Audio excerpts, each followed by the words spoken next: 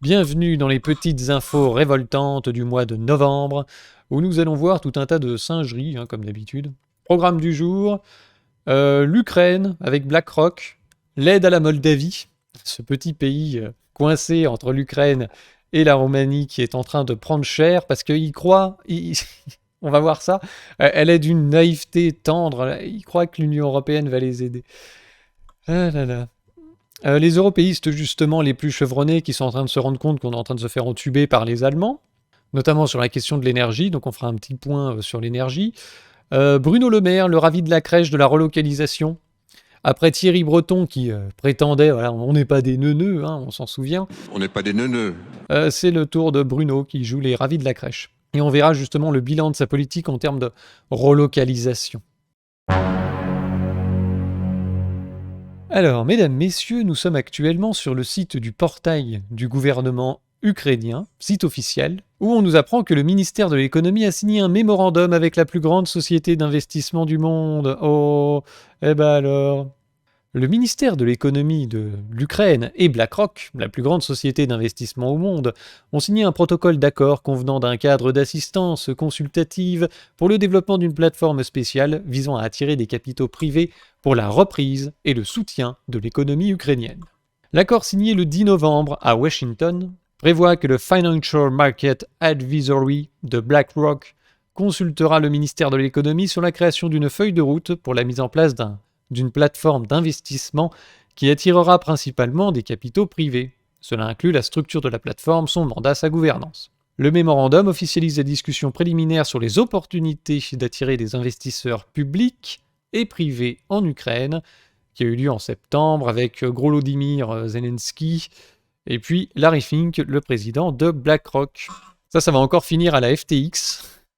Donc on avait vu l'arnaque FTX, où Zelensky s'était déjà associé avec la plateforme pour soi-disant attirer des fonds et des dons envers l'Ukraine, et puis on s'est aperçu que finalement peut-être que l'argent à destination, paraît-il, de l'Ukraine n'aurait jamais atterri dans le pays, et aurait fini dans la poche directement des démocrates.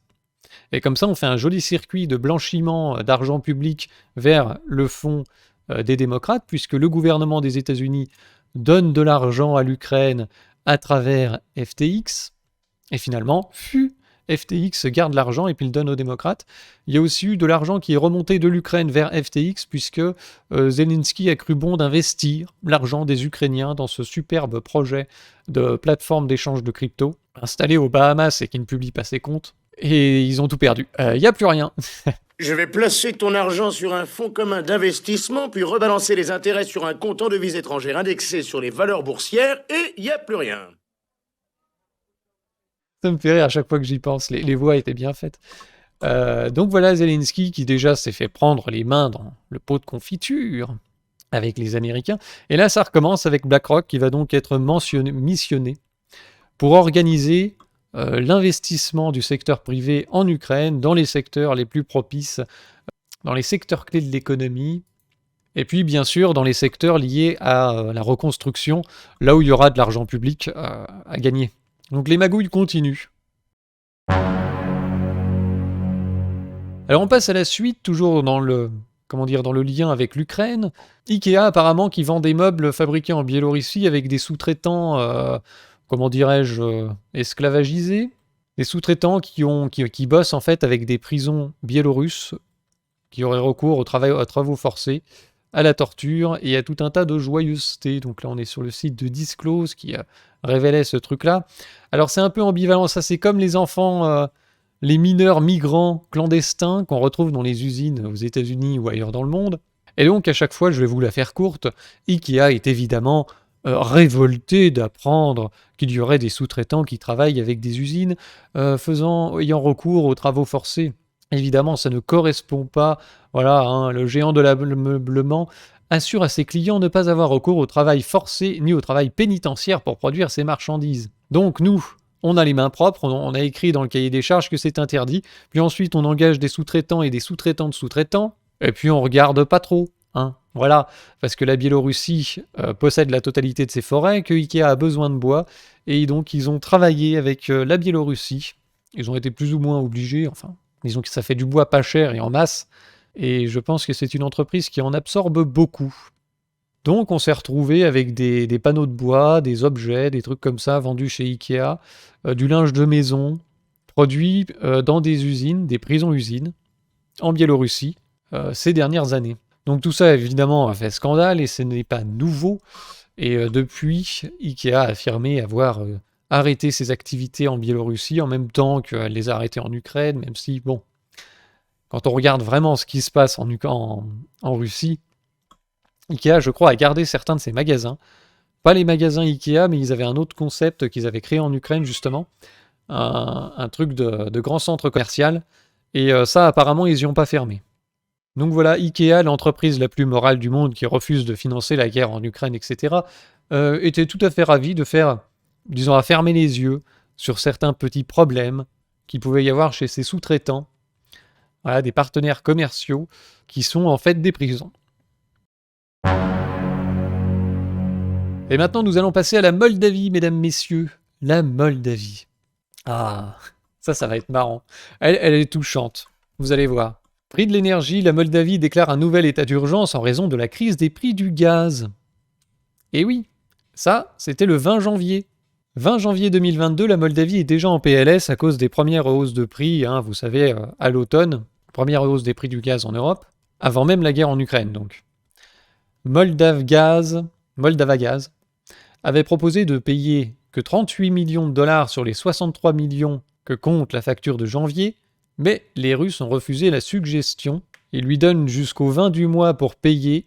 Gazprom fournira à la Moldavie pendant les 5 prochaines années, à condition qu'il paye la facture.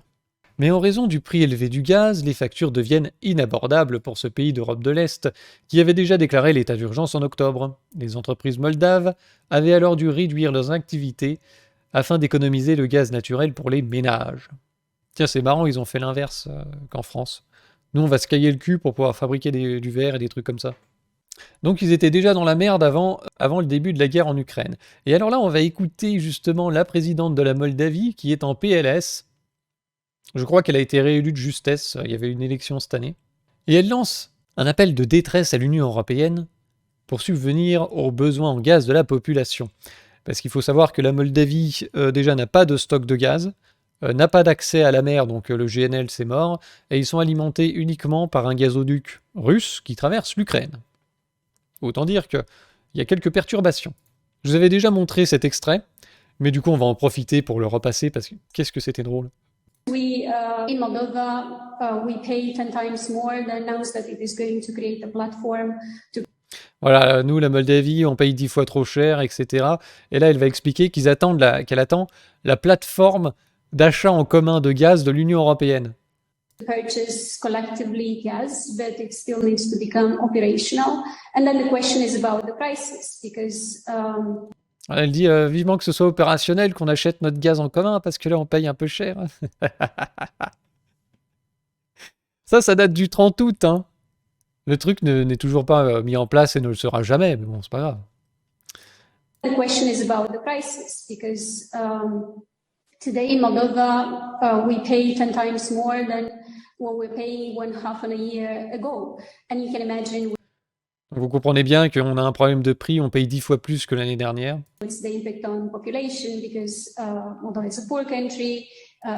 Et vous pensez bien que les gens ne peuvent pas payer ça, on est un pays pauvre. Energy consumption accounts for a big share of people's budgets, and such increases have dramatic implications. And as much as the budget wants to support, it cannot compensate all these increases. Et évidemment, ça représente déjà une grosse part du budget des ménages, et puis le budget de l'État ne pourra pas compenser des sommes pareilles. My question is, where the price is going to stop this winter, for instance, the price for gas. Voilà, ma question est quand est-ce que ça va s'arrêter? Quand est-ce que les prix vont arrêter de monter? It's already very high. What is the EU doing about it? Can it do anything? Because qu'est-ce que vous allez faire à propos de ça? Qu'est-ce que vous pouvez faire? Parce que là... it happens that those who are selling gas are selling less gas, but are making more money because of these crazy prices. And it's difficult to call these market prices. Voilà. Et elle dit, voilà, en ce moment-là, il y a des gens qui vendent du gaz qui gagnent beaucoup plus en vendant beaucoup moins qu'avant. Donc qu'est-ce qui se passe? Qu'est-ce que vous allez faire? Nous, on est ruinés. Et les mecs que vous comptiez ruiner avec vos sanctions, ils gagnent plein d'argent, hein, c'est-à-dire les Russes. Donc la nana, elle te dit, oui, vivement qu'on fasse nos achats groupés de gaz, et puis il faudrait quand même faire quelque chose à propos de la hausse des prix, parce que là, en fait, les personnes que vous pensiez sanctionner, c'est-à-dire ceux qui vendent du gaz, c'est-à-dire la Russie, eh ben, ils gagnent plus d'argent qu'avant. Et nous, on est ruinés. Donc, qu'est-ce qu'on fait? Oui, la Transnistrie va bientôt envahir la Moldavie, au point où ils en sont. Donc voilà la meuf qui appelle l'Union européenne à l'aide. Qu'est-ce que vous êtes en train de faire, bande d'abrutis? On est un pays pauvre. Quand est-ce que toutes ces conneries vont s'arrêter? Vous aidez la Russie et vous êtes en train de provoquer l'effondrement économique de la Moldavie. C'était pas le bon pays, les gars. Alors tout ça nous amène à la réunion pour aider la Moldavie, victime collatérale de la guerre en Ukraine. C'est pas la seule. Coincé entre la Roumanie et l'Ukraine, le petit pays de 2,6 millions d'habitants accueille bon nombre de réfugiés et a vu la Russie freiner ses livraisons de gaz, d'où une conférence de soutien à Paris. La Moldavie s'effondrait déjà, effectivement. Ils ont accentué le truc et dire que ce pays va maintenant rentrer, enfin est en voie d'adhésion à l'Union européenne. Quelle blague. La conférence internationale de soutien à la Moldavie s'est ouverte lundi avec le double objectif d'apporter une aide d'urgence à la population pour traverser l'hiver et d'accompagner ses dirigeants pour obtenir l'adhésion de l'Union européenne. Donc voilà, la Moldavie subit de plein fouet les conséquences de la guerre, en particulier sur le plan énergétique, alors que la compagnie russe Gazprom a réduit de moitié ses exportations de gaz vers Chisinau. Sachant une fois de plus que le seul gazoduc qui alimente la Moldavie traverse l'Ukraine, il est évident que sur le plan énergétique, c'est compliqué. Mais alors, en plus, la Moldavie subit les conséquences des sanctions, de manière indirecte, parce qu'elle ne les a pas prises, elle n'a pas suivi l'Union européenne sur ce point, mais elle est dépendante des prix. Par effet rebond, elle subit les sanctions de l'Union européenne à cause de l'augmentation des prix. 35% d'inflation, coupure d'électricité, déstabilisation sociale. Il faut aider la population à tenir, affirme Catherine Colonna. Ah bon, pourquoi? La plateforme internationale de soutien à la Moldavie a été lancée à l'initiative de l'Allemagne, la France et la Roumanie. 2 éditions se sont déjà déroulées, hein, ça c'est une sorte de visite du zoo, quoi. La première à Berlin en mars, la seconde à Bucarest en juillet. Et donc, mars-juillet, on a fait 2 éditions de plateforme internationale de soutien. En août, il y a la présidente qui est en PLS. Qu'est-ce que vous faites, bande d'abrutis? Cette 3e réunion revêt une importance particulière avec l'arrivée de l'hiver et le chantage gaz russe. Oui, mais la Moldavie n'a pas pris de sanctions contre la Russie. Donc ils font du chantage à quoi? La Russie a coupé une bonne partie du gaz qu'elle livrait habituellement à la Moldavie, et par ailleurs les exportations d'électricité en provenance d'Ukraine ne sont plus possibles du fait des bombardements sur les infrastructures ukrainiennes. Donc on parle d'un pays qui ne produit pas son électricité, qui ne produit pas de gaz, bon évidemment, et qui effectivement, bon c'est pas la Russie qui a coupé, enfin, déjà ils ont plus de fric pour payer, et puis le gazoduc passe par l'Ukraine. Il faut plus d'1 milliard pour passer l'hiver. Alors ça c'est drôle, dans le cas de la Moldavie, il y a nécessité de maintenir la paix, la stabilité et la sécurité. Et toute l'aide que nous recevons est un investissement dans notre stabilité commune, non seulement en Moldavie, mais dans le reste de l'Europe, a déclaré la ministre moldave des Affaires étrangères. Le pays est une bombe nucléaire, quoi. Dans un entretien, il a évalué à 1,1 milliard le besoin de financement supplémentaire pour couvrir les surcoûts énergétiques du pays cet hiver. Donc on te dit, il faut aider la Moldavie parce que là, vous êtes en train de provoquer l'effondrement économique du pays et on va se retrouver avec 2,6 millions de personnes qui n'ont plus rien à bouffer, qui n'ont plus de chauffage, qui n'ont plus de travail, qui n'ont plus rien, quoi. Qu'est-ce qu'ils vont faire? Ils risquent peut-être de migrer, ils risquent peut-être de se révolter, on va voir. Donc on doit donner du fric.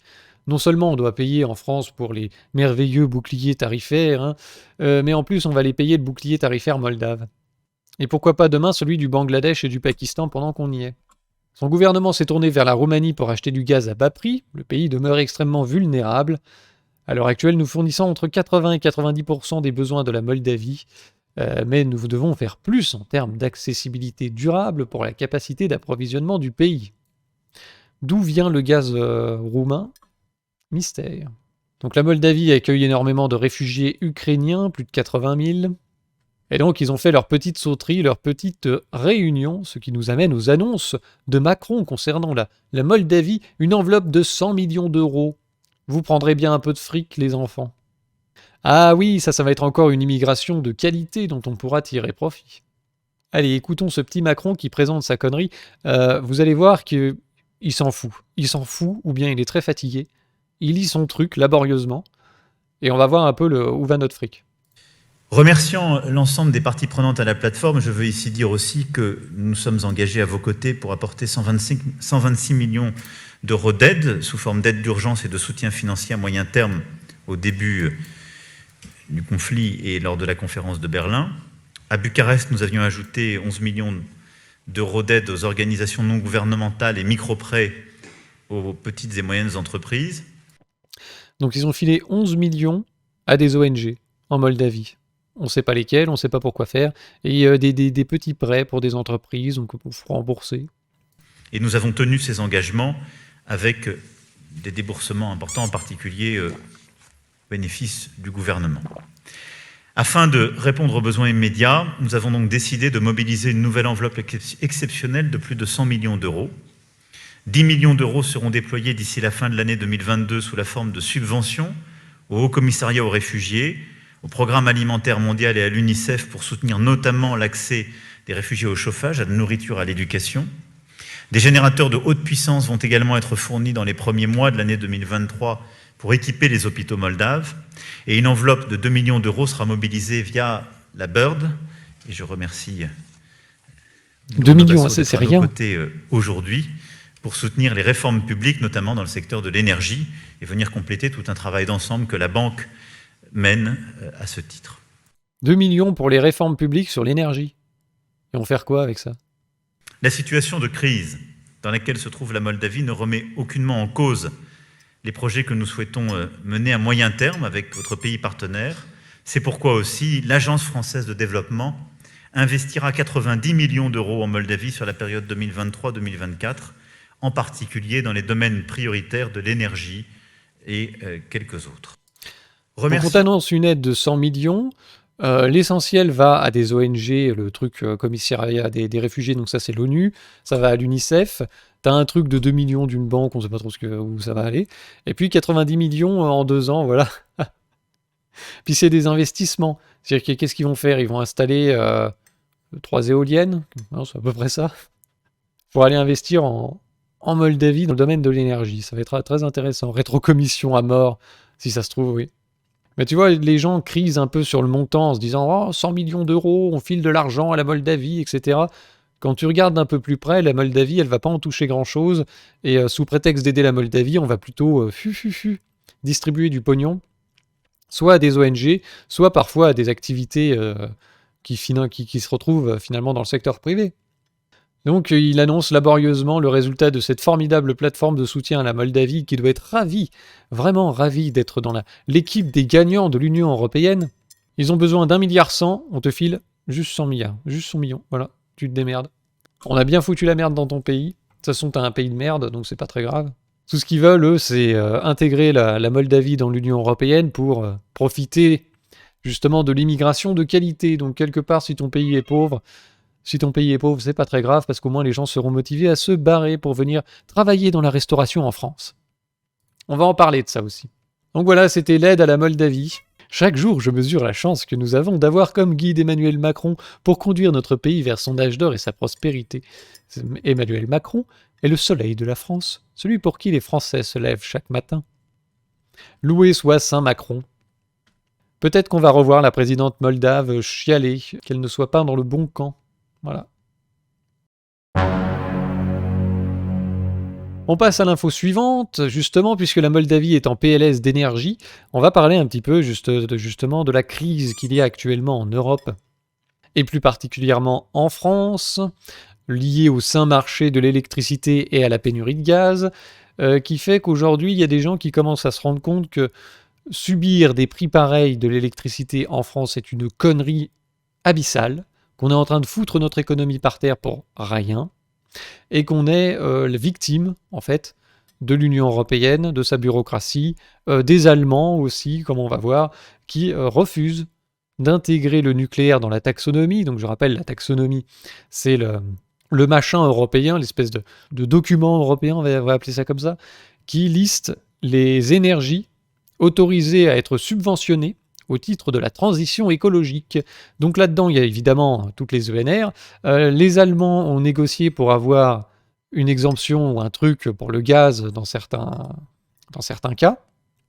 Et oui, la taxonomie version Teuton, où on subventionne les ENR et le gaz, et le nucléaire est interdit. Évidemment, le nucléaire ne fait pas partie des moyens de transition écologique.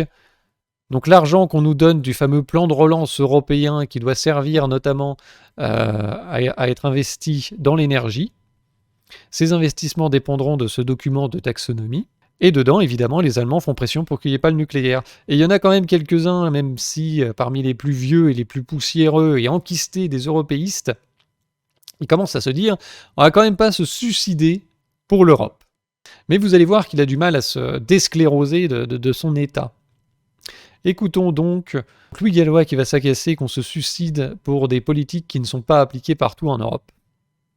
On ne va pas, enfin, vous avez une phrase quand même très forte, Louis Gallois, surtout venant de vous qui avez dirigé Airbus, enfin grand groupe européen. Je pense on que ne non. peut pas. Ouais. Je ne vois pas pourquoi ça a été autorisé pour l'Espagne et le Portugal et pourquoi ça ne serait pas pour la France. On ne va pas se sacrifier pour l'Europe. Je ne pense pas que nous ayons à nous sacrifier pour une politique européenne que d'autres ne suivent pas. Ouais. Vous parlez de ce fameux plan Repower EU. Oui. Je m'excuse pour les téléspectateurs de cet acronyme, mais le mot nucléaire n'y apparaît nulle part. Ouais. C'est un plan qui est entièrement sur les énergies renouvelables, ce qui est très bien, mais le mot nucléaire n'y apparaît pas. Pourquoi ? Parce que les Allemands s'y sont opposés. Et on l'a vu, on l'a vu dans la taxonomie. Chaque fois, la Commission n'emploie pas le mot nucléaire ou a une réticence extraordinaire à l'employer parce que y a les oppositions allemandes. Mais oui. Voilà, donc là, il découvre que l'Union européenne n'est pas ce merveilleux projet de coopération dans lequel tout le monde discuterait en vue d'un intérêt commun supérieur européen, mais plutôt une espèce de guerre de tous contre tous, dans laquelle l'Allemagne porte la culotte. On va rappeler quand même. Cette situation ne peut pas durer. Ça ne peut pas durer, mais j'ai envie de dire, c'est pas la première fois que vous venez sur ce plateau, Louis Gallois. À la limite, vous dites, il faut, je sais pas, momentanément, il faut suspendre notre participation à l'Europe. Ah non. Si vous nous dites, il ne faut pas se sacrifier pour l'Europe. Écoutez, personne. Non, voilà. Suspendre notre participation à l'Union européenne. Enfin, personne ne dit des choses pareilles. Donc le mec est pas content de l'Union européenne, mais il veut y rester.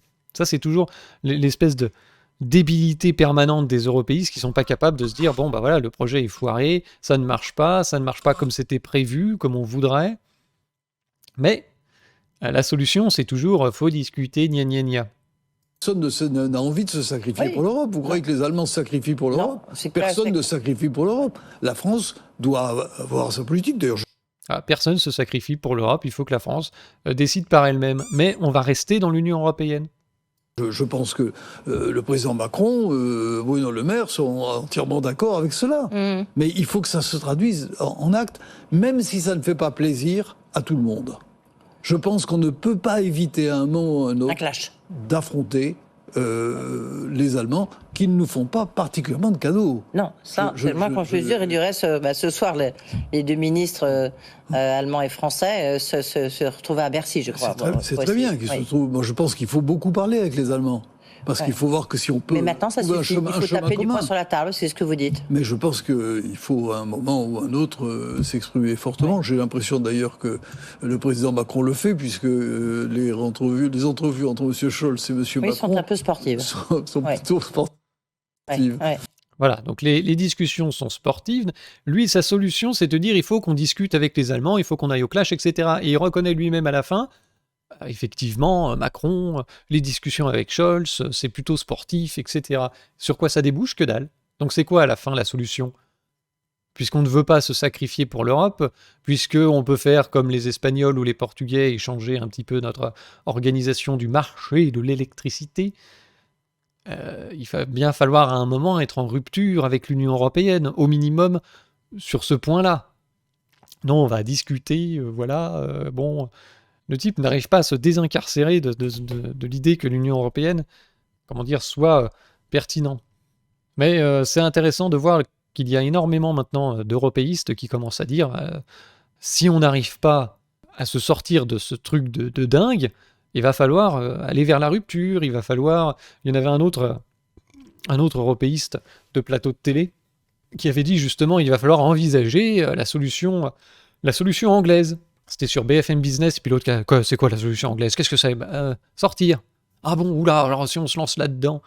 Donc il y a encore du travail à faire en termes de réflexion chez ces gens-là, mais ils commencent quand même à se rendre compte que c'est l'impasse, qu'on est en train de se suicider pour des conneries, et qu'il n'y a pas vraiment moyen de réorienter le Titanic, juste de sauter dans le bateau et puis se barrer vers des rivages plus doux, plus chauds. Nicolas Dose, qui était sur le plateau et qui a chié dans son ben en entendant cette horreur d'avoir un intervenant sur le plateau qui évoque la possibilité de quitter l'Union européenne ou bien de faire une rupture, tout simplement, d'une manière ou d'une autre, pour se débarrasser de cette connerie de marché européen de l'électricité. Donc c'est intéressant de voir qu'il y a de temps en temps une lueur de lucidité chez les européistes qui comprennent que on va quand même pas se suicider pour un projet et être tout seul à se flinguer pour le bénéfice des autres qui, eux, nous chient à la gueule. Exemple de trucs qui nous chient à la gueule, regardez-moi ça. La France perd peu à peu sa souveraineté électrique. Donc ça, c'est le nombre annuel de jours importateurs d'électricité et de jours exportateurs, donc en bleu exportateur et en jaune import, en France. Et on peut voir qu'en 2014-2015, tous les jours de l'année, donc 2014-2015, on exportait toute l'année de l'électricité. Le reste des années suivantes, on a eu quelques jours importateurs nets. Donc voilà le résultat de nos gestionnaires de l'année, et on voit l'effondrement complet de la production d'électricité sur ce graphique, où déjà l'année n'est pas finie, mais on voit qu'on est passé d'une énorme majorité de jours exportateurs à une situation où il n'y a plus qu'un tiers des jours de l'année qui sont exportateurs en France. Les 2 tiers du temps, maintenant, on importe de l'électricité, à prix d'or en plus, c'est vraiment la pire année possible. On l'importe d'Allemagne à prix d'or. Voilà le résultat de la politique de Macron.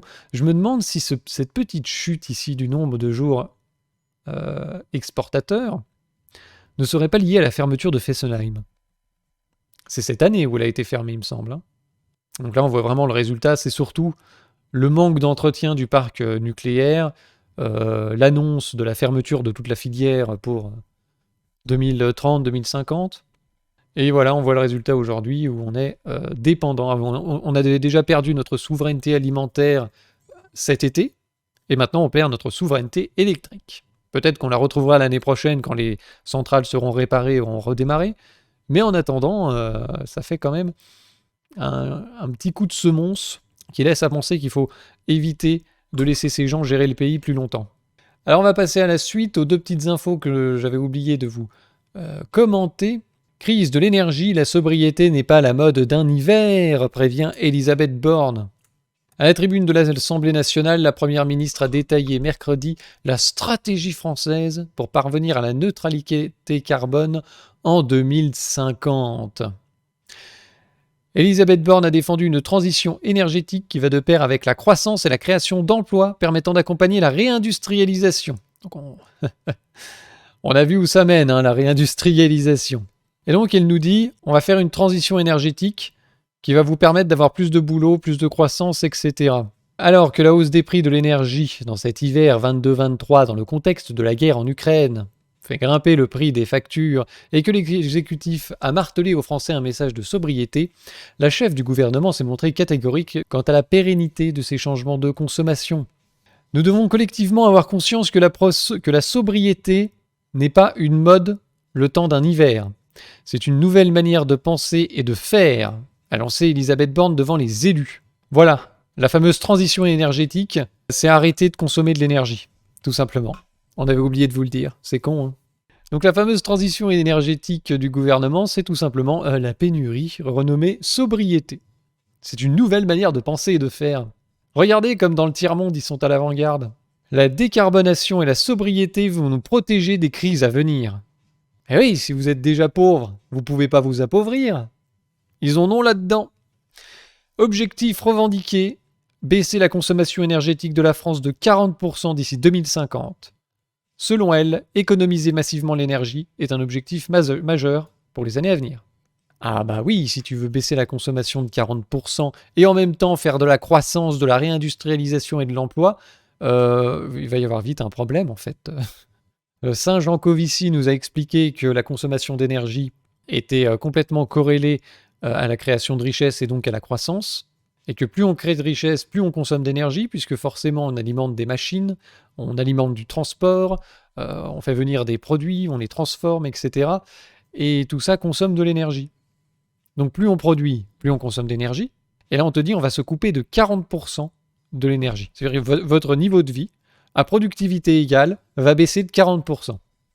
Alors soit on devient formidablement efficace dans l'utilisation de l'énergie et on arrive à devenir hyper productif à tel point qu'on arrive à créer des emplois et de la croissance en consommant 40% de moins, soit il y aura un ajustement par la misère et la sobriété. À votre avis, ce gouvernement qui gère tout avec un talent formidable, à votre avis, vers quel choix il va s'orienter? Est-ce qu'on va sortir de ce merdier par le haut avec une augmentation du niveau de vie et une économie plus efficace, ou par le bas avec sobriété, misère et déclassement? Je pense qu'on sait vers quoi on s'oriente. Devant les députés, la Première ministre a par ailleurs salué le vote du projet de loi sur les énergies renouvelables et vanté un esprit de compromis qui pourra également blablabla. Voilà, elle est contente du développement des énergies renouvelables. Deuxième info dont j'ai oublié de vous parler tout à l'heure, angle mort de l'éolien qui rend l'argent. Les producteurs d'énergie renouvelable dont le contrat, tarif d'achat ou complément de rémunération, le permet, en ont demandé la résiliation pour profiter directement des prix de marché. Vous savez qu'à travers la CSPE que vous payez sur votre facture d'électricité, qui représente à peu près un tiers de la facture, vous avez donc la petite ligne CSPE qui sert à subventionner les énergies renouvelables. C'est-à-dire qu'elles coûtent trop cher par rapport au prix du marché dans les années précédentes. Et donc, il fallait que c'était EDF qui rachetait toute l'électricité produite par les énergies renouvelables, donc éolien et solaire, est rachetée obligatoirement par EDF. C'est-à-dire que même si on n'en a pas besoin, même si c'est gaspillé, tu l'achètes, voilà, à un prix qui est administré. Donc c'est quand même le seul marché où les mecs sont sûrs de vendre leur production à un prix administré. C'est ces fameux contrats. Et il se trouve qu'actuellement, le marché est largement au-dessus de ces prix de contrat. Donc pendant des années, on a subventionné les énergies renouvelables et on nous dit, regardez, c'est formidable, le fait qu'il y ait des contrats est un amortisseur de l'envolée des prix de l'électricité. Parce qu'on paye, disons 100 € le mégawattheure racheté à un producteur d'éolien, même si le marché est en dessous, lui il aura 100 €. Et il se trouve qu'aujourd'hui, le marché est largement au-dessus de 100, 300, 400, 600 €. On se souvient de l'envolée des prix. Et lui, il reçoit toujours 100 €. Donc, c'est une ressource, entre guillemets, pour l'État. En tout cas, ça lui évite de subventionner au-delà de ce montant. Et il se trouve que les fournisseurs d'électricité éolienne cassent leur contrat pour vendre au prix du marché. Donc, quand c'était intéressant, on bouffait au crochet de l'État, et maintenant que les prix sont plus élevés que le contrat, on casse le contrat avec l'État et on vend sur le marché. Le manque à gagner est énorme. Voilà. Modification intégrée dans la réévaluation de novembre 2022, le phénomène de demande de résiliation anticipée a pris de l'ampleur depuis la transmission des déclarations prévisionnelles par les opérateurs. En particulier, EDF a remonté à la CRE le bilan des demandes enregistrées à fin septembre, qui concerne des installations pour une puissance installée cumulée de 3,7 gigawatts. On va aller directement en dessous. Dans ce contexte où les prix de gros sont supérieurs aux tarifs d'achat, le phénomène dont je vous expliquais, ces résiliations entraînent une perte considérable pour le budget de l'État de l'ordre de 6 à 7 milliards pour les 2 années 2022-2023. La CRE considère qu'il est tout à fait anormal que ces installations, qui n'ont pu être développées que grâce au soutien financier de l'État dont elles ont bénéficié sur des durées généralement longues, sortent des contrats garantis par l'État à quelques années de leurs échéances pour profiter des prix de gros élevés, d'autant plus lorsqu'aucune contrepartie n'est versée par le producteur. Donc les mecs, ils savent que dans 3 ans, 4 ans, un délai relativement court, ils arrivent au bout de l'échéance de leur contrat de subvention par l'État, Et ils savent que après c'est fini. Donc ils se disent, on casse le contrat maintenant, on profite des prix de marché et on fait le pari que la crise énergétique va durer au moins quelques années. Et donc il est plus intéressant de casser le contrat et de profiter du marché plutôt que de rester dans le contrat. Et effectivement, si l'année prochaine les prix revenaient à 40 euros le mégawattheure, effectivement ils regretteraient. Mais là ils font plutôt le pari spéculatif donc que les prix sur le marché vont rester très élevés, c'est-à-dire au-dessus des prix de ce contrat pendant plusieurs années. Et donc c'est plus intéressant de vendre au prix du marché. Voilà, donc on recommande au pouvoir public de travailler rapidement à l'instauration d'un régime spécial de taxation visant les installations renouvelables ayant résilié de manière anticipée leur contrat de soutien. Après, c'est un peu du blabla technocratique, je vous laisserai le lire si ça vous intéresse. Merci pour le Prime Bifista. Donc voilà les deux petites informations dont que je voulais vous communiquer. Donc les assistés ne sont pas toujours là où on croit. Hein. On a vu, enfin on verra dans un petit instant, nos chers restaurateurs chouiner sur ces assistés qui veulent pas travailler. Bah là on en a un exemple flagrant. Les mecs vivent au crochet de l'État avec un marché administré où ils sont sûrs de vendre toute leur production, même si on n'en a pas besoin, à un prix déterminé, et quand c'est plus avantageux de vendre hors contrat, ils cassent leur contrat, et ils vendent au marché, et on l'a dans le cul. Voilà. Donc tous les nunus de la transition écologique, oh, les énergies renouvelables, regardez comme ça nous sauve, et ça permet d'avoir des prix stables, peut-être plus élevés, mais stables. Eh ben non, même pas, tu vois. On se fait entuber. On appelle ça du vol, ouais. Et on n'aime pas trop les voleurs et les fils de pute. J'ai envie d'aller cramer toutes ces entreprises.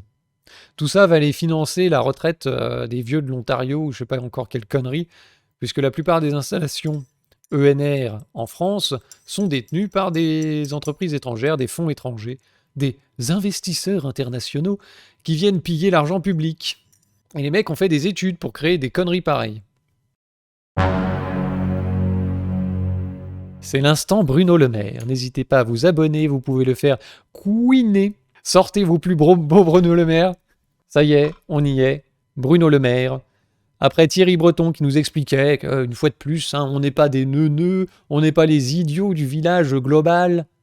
Alors qu'en fait, ils le sont complètement. Et il a sorti son plus beau col roulé pour nous expliquer que voilà, nous plaidons avec le président de la République pour une préférence européenne. Quiconque s'est intéressé un petit peu à l'Union européenne et à l'historique qu'il y a derrière, sait très bien que ce type de discours est rabâché depuis des années par tous les PNQ européistes, souvent plutôt des gens... alors c'était la gauche pendant un temps, et puis il me semble que c'est passé par l'extrême droite, la préférence nationale, la préférence européenne. C'était plutôt un thème du FN, même si avant, plutôt dans les années 80, je crois, c'était plutôt un thème parti socialiste. On va faire du protectionnisme européen. Et donc il nous ressort ça de derrière les fagots, avec une originalité débordante. Monsieur Bruno Le Maire veut instaurer la préférence européenne. Oh! Et alors, faut l'écouter. Faut l'écouter parce qu'il a un culot monstrueux. La préférence européenne doit devenir une réalité.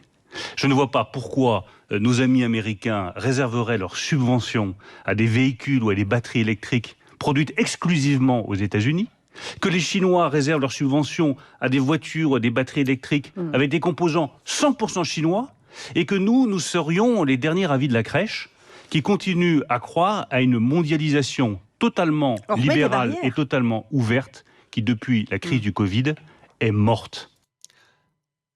Vous vous rendez compte ? Le mec est ministre de l'économie, il te dit « Notre système, notre politique commerciale extérieure, c'est de la merde, c'est un truc de débile, personne ne fait ça dans le monde, on est les seuls à avoir comme ça cette ouverture asymétrique des échanges, c'est complètement mort, on le sait, voilà, on a essayé, c'est cuit maintenant, on reste dedans. » Ça, c'est comme le marché européen de l'électricité, le mec, il vient à la radio, il te dit « Je sais depuis 1 an qu'on a un problème. Et je vais discuter de la discussion pour la discussion au niveau européen, et ils vont m'entendre. Attention. » Et donc là, il recommence. Captain constate, c'est exactement ça. Désormais, il y aura toujours des échanges commerciaux, ils sont nécessaires. Mais chacun veut faire revenir chez lui ses productions les plus stratégiques. Pour le faire, il faut qu'il y ait de la préférence européenne sur notre production industrielle. Nous plaidons pour cela avec le président de la République. Et croyez-moi, l'histoire nous donnera raison. Vous entendez le culot? L'histoire nous donnera raison. Les types se sont fait élire en traitant de nazis tous ceux qui voulaient faire du protectionnisme. Et maintenant ils sont là, l'histoire nous donnera raison. On a toujours pensé ce qu'on dit, mais oui, bah voyons. Quel culot. Et alors on va analyser un petit peu les résultats de Bruno Le Maire en matière de relocalisation, puisque c'est ça qu'il Chacun veut disait. faire revenir chez lui ses productions les plus stratégiques. On va faire revenir chez nous les productions les plus stratégiques. Ça, c'est déjà un discours qu'on entend depuis la pandémie, depuis 2020, avec les pénuries de masques et de médicaments. On va voir où ça a fini, tout ça. On est dirigé par des abrutis. Exactement. Alors, Monsieur Bruno Le Maire a fait un troad sur Twitter pour vanter la politique du gouvernement en matière de réindustrialisation. France 2030, lancée il y a 1 an par Emmanuel Macron, France 2030 est la réponse aux grands enjeux économiques du XXIe siècle. Maîtrise des nouvelles technologies, garantie de notre indépendance. Ils savent ce que c'est ou... Faudra un jour qu'on leur explique, mais bon. Poursuite de la décarbonation de notre économie. Rappelons qu'ils ont relancé la centrale à charbon de Saint-Avold ce mois-ci. Mais on va poursuivre la décarbonation.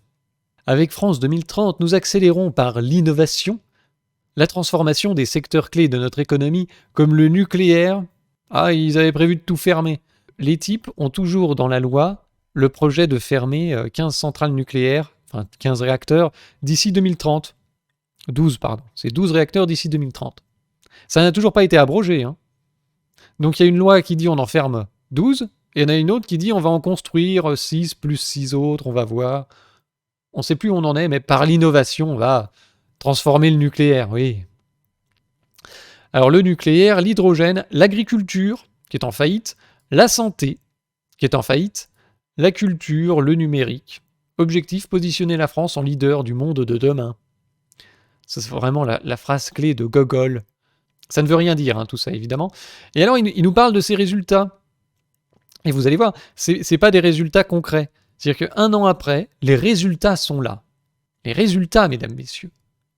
Plus de 1700 projets soutenus, 8,4 milliards engagés, 10 milliards le seront à la fin 2020, 50% vers des acteurs émergents. Donc c'est de la start-up, c'est des trucs qui produisent rien. Et 50% vers la décarbonation. La décarbonation de quoi? Alors l'hydrogène, je comprends, mais si c'est pour mettre des panneaux solaires et des éoliennes, merci, on en a assez, ça ira. Ça, c'est vraiment la caractéristique de Bruno Le Maire, qui est fantastique. Claquer l'argent public, c'est une réussite en soi. C'est un projet de vie, c'est un résultat. Le mec dépense de l'argent, il est content. Vous avez vu les Français, ce qu'on fait avec votre argent? On avait déjà vu ce trait de caractère tout à fait Bruno Le Mairesque avec l'usine, l'Airbus des batteries. Il était venu à la tribune. Nous allons lancer l'Airbus des batteries avec un consortium de constructeurs de voitures européens et on va mettre X milliards dans le projet. 1 mois plus tard, c'était tout fermé. Le truc fermait. Les industriels, ils ont regardé le projet, ils ont dit vous savez, même avec l'argent public, votre truc, c'est de la merde. Il n'y a pas les matières premières, il n'y a pas les plans pour fabriquer les batteries, il n'y a pas de technologie, pas de brevet que dalle. Et puis, il n'y a même pas de débouchés, puisque, en fait, nous, on sait bien qu'on est en train de délocaliser en Chine. La nouvelle C5 Prestige, machin, électrique ou hybride, je sais plus, fabriquée en Chine. Voilà, le modèle haut de gamme, terminé. Comme l'a dit Elisabeth Borne, la France et l'Europe ont toutes les cartes en main pour construire un pays décarboné et souverain. De quoi il parle? Alors faites attention, si vous n'êtes pas habitué aux clips d'entreprise, ça peut vous faire un choc. Nous vivons une extraordinaire accélération du monde, de l'innovation et des ruptures. L'heure n'est plus à attendre, l'heure n'est plus aux demi-mesures, l'heure n'est plus au chacun pour soi. Quel entrain, vraiment, je suis passionné par ce que je dis. L'heure n'est plus à attendre, oh là là. L'heure est à la responsabilité collective. État, entreprise, collectivité, citoyens. France 2030, c'est remettre la France en avant. C'était pas Bonnel? C'est Bruno Bonnel, ça. Il est un peu dégueulasse. On dirait qu'il Il s'est couplé avec la famille Adams, mais je me trompe pas, c'est Bruno Bonnell, c'est le mec qui vendait de la merde aux gosses. Ce privilège culturel qui était Infogrames. On va remettre la France en avant. France en avant. Ça veut rien Cette dire. vision, c'est le fruit de constats établis, des crises que nous avons traversées tous ensemble ces 4 dernières années, et du travail collectif pour faire émerger une ambition, un rêve de la nation. La beauté. Le travail collectif pour faire émerger une ambition, un rêve de la nation. Ça ne veut rien dire, ça ne renvoie à rien. C'est quoi le projet de France 2030, c'est de couvrir tous les domaines qui sont liés à l'innovation. La santé, l'éducation, la formation, l'industrie et la culture. Jean-Michel Jarre qui vient nous expliquer ce qu'il entend par innovation. Bon, ça tapine, hein. Oh, 1752 lauréats soutenus depuis 1 an. Ah, des gens qui foutent rien dans des startups et qui bouffent de l'argent public, c'est génial. Enfin, espérons qu'il y en ait quand même quelques-uns qui fassent quelque chose d'utile. France 2030 nous donne 54 milliards d'euros pour préparer les transitions à venir. Il est sympa, France 2030. Il file de l'argent comme ça. Mais qui paye? Ah oui, attends, c'est les Français qui payent. J'avais oublié. Les résultats sont là. Projet après projet, notre pays a retrouvé son attractivité. Donc, pour eux, relocaliser, c'est donner du fric, en fait, aux entreprises pour qu'elles s'installent. C'est faire des subventions au fonctionnement sur des jeunes pousses émergentes, hein, voilà. Et quand le fric aura été cramé par ces jeunes pousses émergentes, s'ils n'ont pas de produits, comment on fait? On fait comme avec Quant, hein? On remet tout le temps de l'argent public pour sauver la boutique. Parce que là, ils ont encore enfloué le machin. Les types se versent des salaires, ils font leurs petits trucs, et puis à un moment, ils disent, bon, les gars, il n'y a plus de trésorerie. Le Google européen, français, machin truc, vous le voulez toujours? Faut allonger le chèque. Allez. Et les types vivent sur argent public, année après année. Et maintenant, ils sont en train de faire ça avec 1754 projets qui, visiblement, sont pas forcément rentables, hein, puisqu'on parle de trucs émergents, d'innovation. On sait pas trop où on va, là. Et donc, qu'est-ce qu'on fait quand la trésorerie a été claquée? On sait pas. Je suis pas sûr que monter un tissu économique sur la base de subventions au fonctionnement permette d'avoir une économie saine.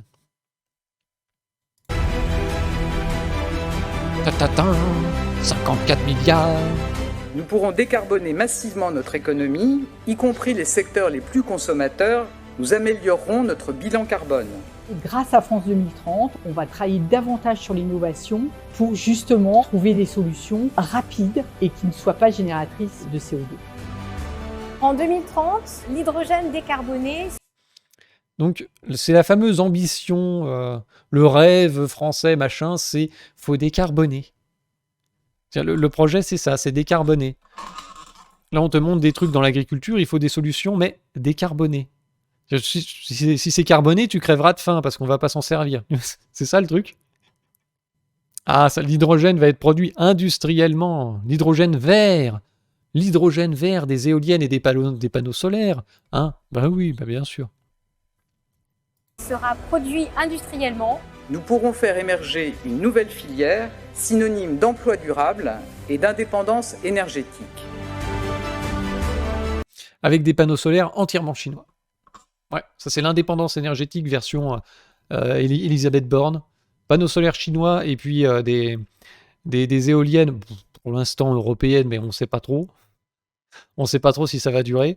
Hein, on avait vu que le PDG de Siemens pleurait sur le déficit de la section éolienne justement de son entreprise et il expliquait que les éoliennes consomment 10 fois plus de matériaux que les autres sources d'énergie fossiles à mon avis. Puis alors nucléaire c'est incomparable. Et il disait voilà maintenant il y a des tensions sur l'énergie, sur l'approvisionnement pour la fabrication des éoliennes et puis il y a des problèmes d'énergie parce que figurez-vous que ces fameuses éoliennes elles dépendent quand même vachement des énergies fossiles pour être fabriquées, transportées, installées. Et s'il faut fabriquer des éoliennes avec de l'énergie des éoliennes, ça risque d'être un petit peu plus cher. 1 million de personnes formées au métier de demain. Livreur Uber aussi? Bon. Ce qui est décidé ici aujourd'hui est au cœur des défis qui sont les nôtres. Celui de la souveraineté industrielle et de la réindustrialisation, celui de la transition énergétique, climatique et numérique.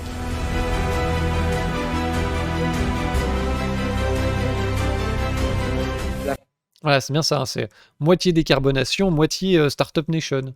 La France et l'Europe ont toutes les cartes en main pour construire un pays décarboné et souverain. Je ne suis pas en train de vous parler d'un rêve impossible. Je suis en train de vous parler d'un rêve faisable si on s'en donne les moyens. La France doit redevenir une grande nation qui choisit son destin et qui apporte sa contribution au monde pour mieux vivre face à ces défis.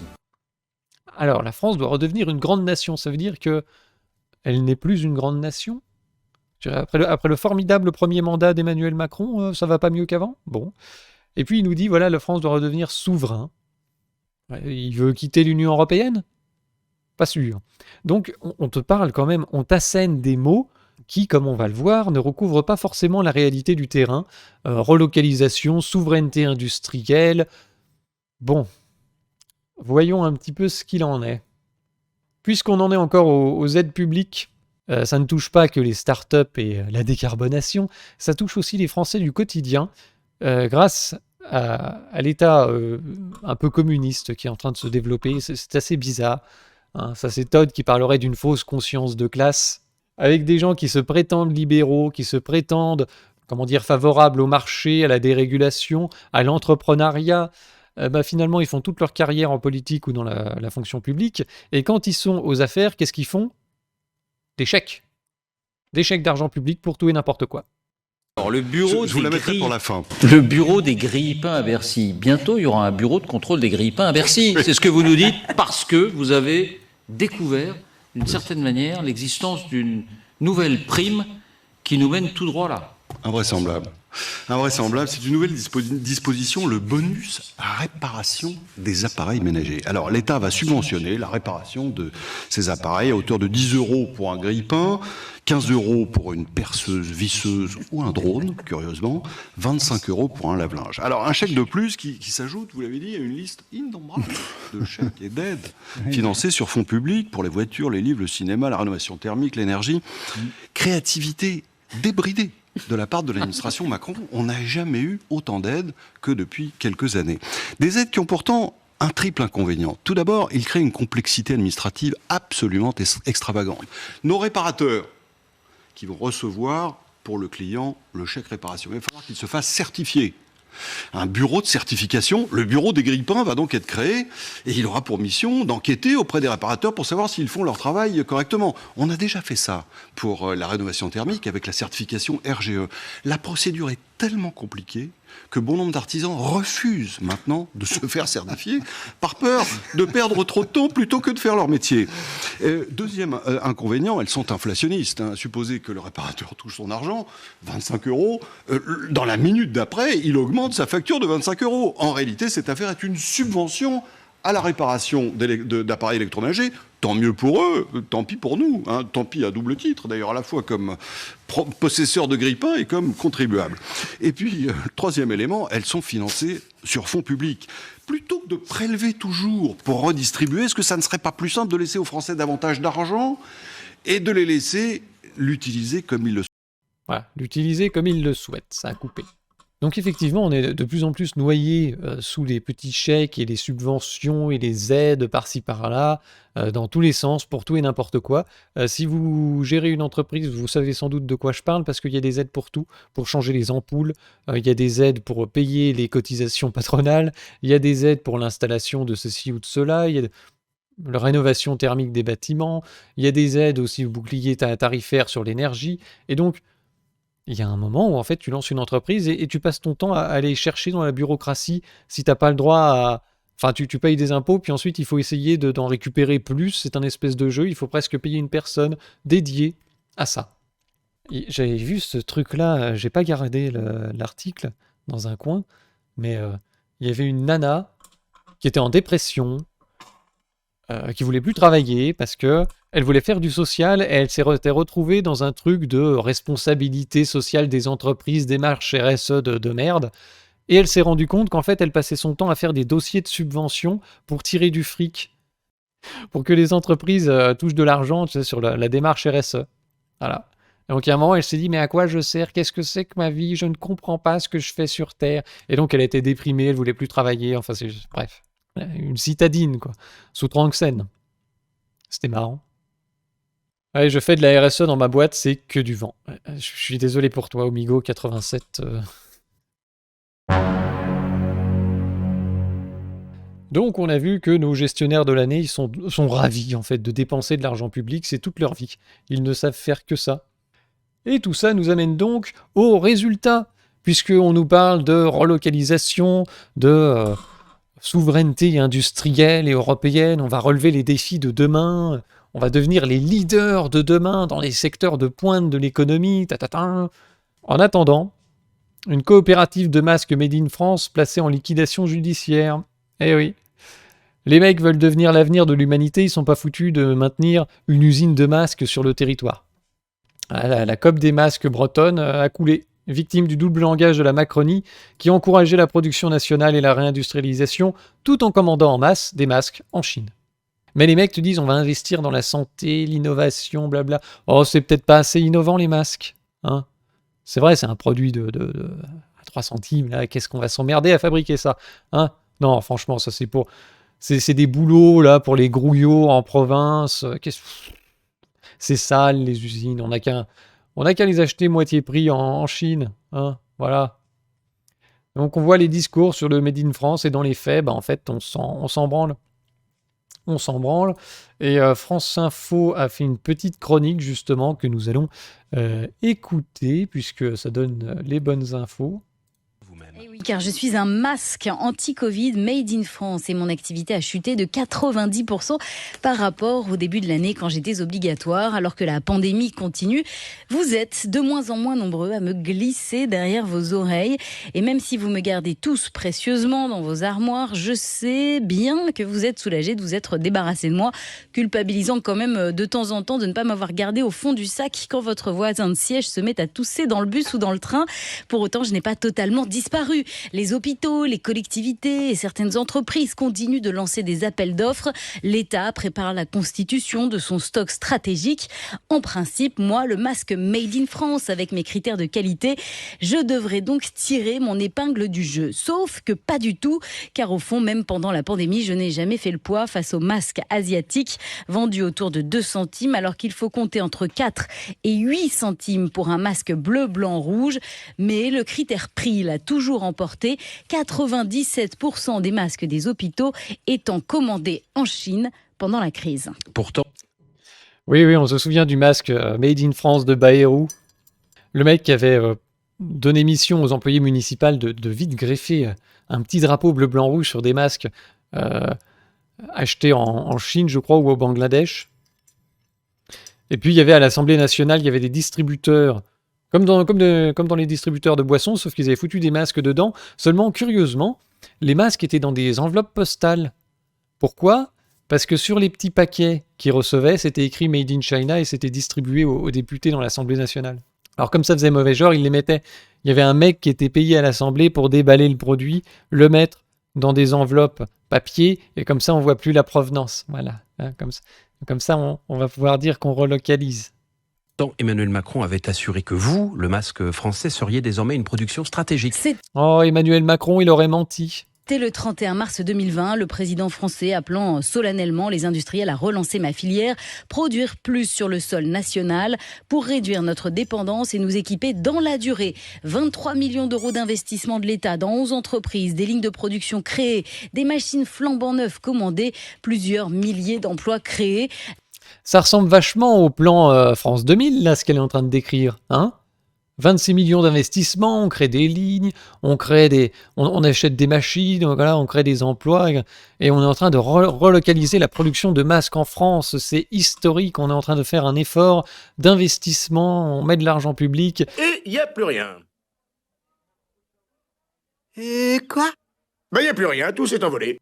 La France produit au plus fort de la pandémie chaque mois 200 millions de masques chirurgicaux contre 14 millions avant la crise. Waouh, ça fait une multiplication par 15, à peu près, non ? Oui, si, 15.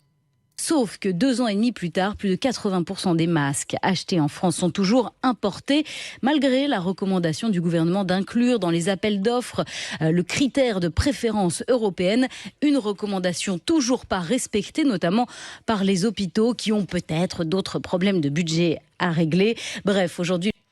Ça me rappelle Bruno Le Maire, qui nous expliquait, qui sollicitait les entreprises, qui leur disait, oui, il faut quand même penser à payer vos impôts, penser à employer des gens, penser à augmenter les salaires, c'était ça. Nous invitons les entreprises qui le peuvent à augmenter les salaires. Voilà, terminé. On a fait quelque chose pour l'emploi et l'augmentation des salaires. Donc là, pensez à mettre la préférence européenne dans vos appels d'offres, même si c'est contraire aux traités européens et aux réglementations justement concernant les appels d'offres publics. Mais tant pis. Le gouvernement assure vouloir maintenir une filière de production forte, mais c'est tout le contraire qui est en train de se produire, les unes après les autres. Mes entreprises mettent leur activité en stand-by quand ce n'est pas la clé sous la porte et licencient à tour de bras. Certaines tentent comme elles peuvent de se réinventer en lançant des baskets recyclées ou des soins de beauté made in France, des produits pas vraiment stratégiques et qui ne seront pas d'une grande utilité en cas de nouvelle pandémie. Non, effectivement. Et voilà où on en est de la relocalisation des masques en France. C'est la bérésina complète et les types sont même pas foutus d'acheter la production nationale. Et à mon avis, le plan France 2030, où on va mettre plein d'argent public dans des jeunes pousses émergentes, ça va finir exactement pareil. Catastrophe! Il n'y a pas que les masques, il y a aussi pénurie d'antibiotiques, les enfants. La pénurie est mondiale, lance Andreas Werner, le président de l'Association française de pédiatrie ambulatoire, s'inquiète du manque d'amoxicilline, l'un des antibiotiques les plus prescrits pour le traitement des angines ou des otites notamment. La rupture, elle est certaine et elle va arriver dans les jours à venir. Les réserves, il n'y en a plus.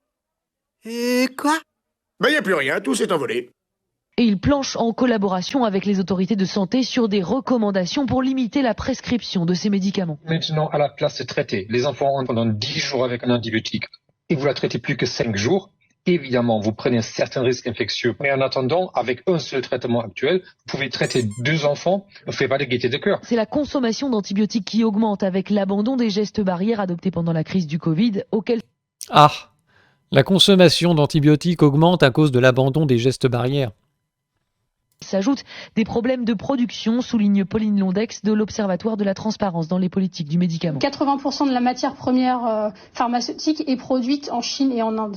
Et là, ce qu'on voit, c'est des hausses du prix de l'énergie qui conduit à la fermeture de sites de production de matières premières dont on dépend. On ne voit pas la fin de cette crise, s'alarme-t-elle, défendant une relocalisation de la production.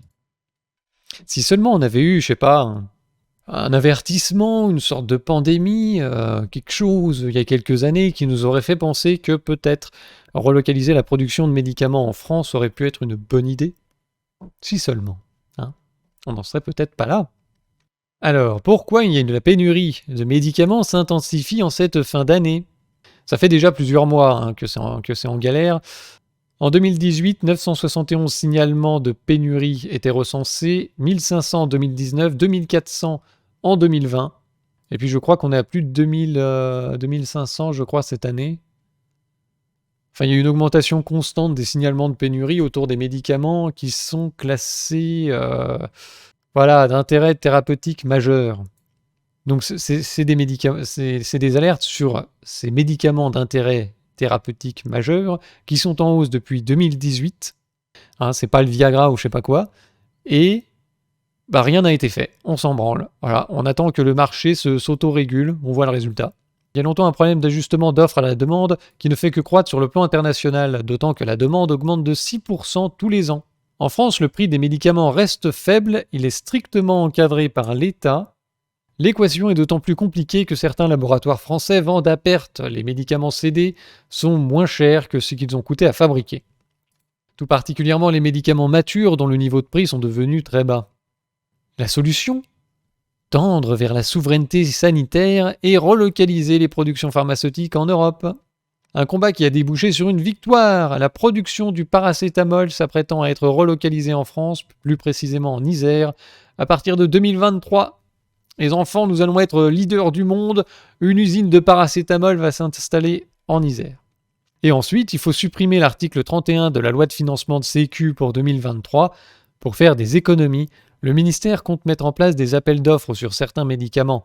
Le laboratoire le moins cher les remportera et il sera le seul à être remboursé, ce qui aggraverait la pénurie. Ça vous rappelle pas un truc qui est entré en vigueur hier qui s'appelle l'embargo européen sur le pétrole? Ou non, c'est plutôt les achats groupés de gaz, où les mecs veulent venir avec le gros contrat de gaz et dire attention, on n'achètera pas si vous nous faites pas un bon prix. Bon bah, allez vous faire voir. Donc voilà, ils vont faire un gros appel d'offres, ils vont aller au moins cher. Donc ils sont toujours dans la même logique qui va donner la part belle aux entreprises en Chine et en Inde, qui, comme on le sait, ne sont pas les plus sûres et les plus respectueuses des bonnes pratiques en matière de fabrication de médicaments, puisque je rappelle qu'en Inde, n'importe qui peut se pointer dans une usine avec un petit peu d'argent et ressortir avec un faux médicament. Vous avez des tablettes avec la couleur que vous voulez, l'emballage que vous voulez, les allégations que vous voulez, et puis ça peut être n'importe quoi dedans. Alors le plus souvent, comme c'est pas des salopards, quoique ils te mettent du sucre, petites pastilles de sucre qui servent à rien, et tout ça est revendu en fait à travers le monde, et c'est pour ça que dans les pays pauvres en général, notamment en Afrique ou en Asie du Sud, il y avait plus de la moitié des médicaments en fait qui sont frauduleux, qui ne servent à rien dans le meilleur des cas, et qui n'ont aucun principe actif, qui sont de la contrefaçon. Voilà. Faites fabriquer en Inde, les gars. Et donc les mecs continuent, ils sont là, oui, c'est très bien, on va garder en Europe, en tant que pays développé, nos usines de médicaments dans les pays du tiers-monde où rien n'est surveillé, c'est une très bonne idée. Hausse des coûts du transport et du principe actif.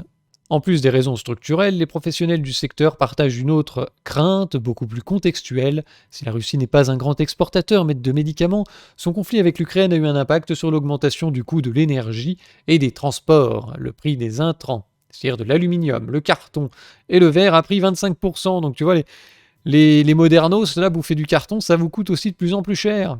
Des matières indispensables au conditionnement du médicament. Les délais d'approvisionnement sont aussi plus longs, de 25% en moyenne. Du côté du prix des matières premières, même tension, les commandes de principes actifs sont actuellement plus nombreuses, et celles que passent nos voisins du continent aux usines situées dans le sud-est asiatique ont tendance à être honorées en premier. Les pays qui payent la matière active la plus chère passent avant. Voilà. Notre pays ne répercute pas toutes ces hausses sur les prix de vente du médicament, puisqu'il n'y a pas de prix libre. Le secteur connaît donc, encore plus qu'avant, une équation économique impossible à résoudre. En fait, ce qu'il faudrait faire, c'est une filière publique de fabrication de médicaments, de médicaments génériques, qui fabriquerait pour la France à coût de production et vendrait aux hôpitaux au coût de revient. Comme ça, le truc ne fait pas de profit, mais n'est pas en déficit, et on a tous les médicaments qu'on veut. Mais il faut aller au moins cher, et donc on passe après tout le monde. Voilà. Donc si vos gosses ont plus de Doliprane, là j'ai vu que le Doliprane pour enfants c'est terminé aussi. Amoxicilline, là, voilà. Il faut aller au moins cher, il faut respecter les règles de la concurrence, il faut respecter les règles de cette mondialisation dont Bruno Le Maire explique que c'est un truc de Ravi de la crèche mort en 2020. Mais on continue de respecter les règles. Et du coup, plus de médicaments. Voilà, terminé. Tu veux des antibiotiques, bouffe un poulet. Oh, ça c'est pas très gentil pour nos agriculteurs qui font des efforts considérables pour nourrir toute la population. Mangez de la spiruline, les enfants. Ça renforce les défenses immunitaires, ça vous évite de tomber malade, et en ce moment, faut pas être malade puisqu'on n'a plus de médicaments, on n'a plus de médecins. Vous risquez de mourir de faim à l'hôpital. Ah, oui. Tout ça nous amène donc à la conclusion de Macron.